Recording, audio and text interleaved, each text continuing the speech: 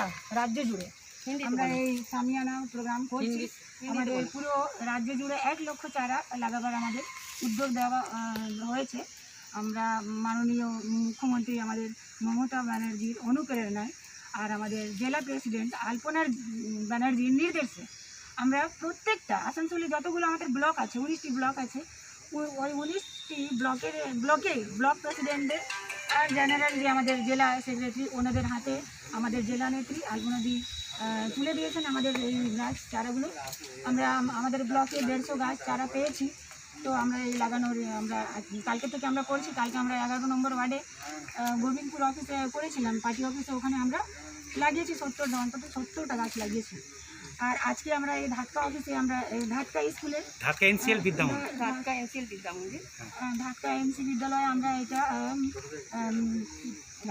গাছ লাগানোর আমরা এটা প্রোগ্রাম করছি।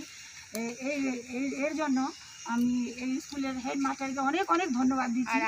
উনি আমাদের পুরো আমাদের হেল্প করলেন। সুদীপ যা আমাদের কাছে আছেন, সাথেই আছেন, ওনার স্ত্রী আমাদের কাছে আছেন। দাদাকে অনেক ধন্যবাদ যে উনি আমাদের এই মহিলা তৃণমূলে আমাদের এত বড় মানে সহযোগিতা করলেন, আর সাথে সাথে বৌদিকেও আমাদের সাথে যোগ করে দিলেন। অনেক অনেক দাদাকে ধন্যবাদ। মামাটি মানুষ জিন্দাবাদ, আমাদের পশ্চিমবাংলার মুখ্যমন্ত্রী মমতা ব্যানার্জি জিন্দাবাদ, আমাদের জেলা নেত্রী আলপনা ব্যানার্জি জিন্দাবাদ, আসানসোল মহিলা তৃণমূল কংগ্রেস জিন্দাবাদ।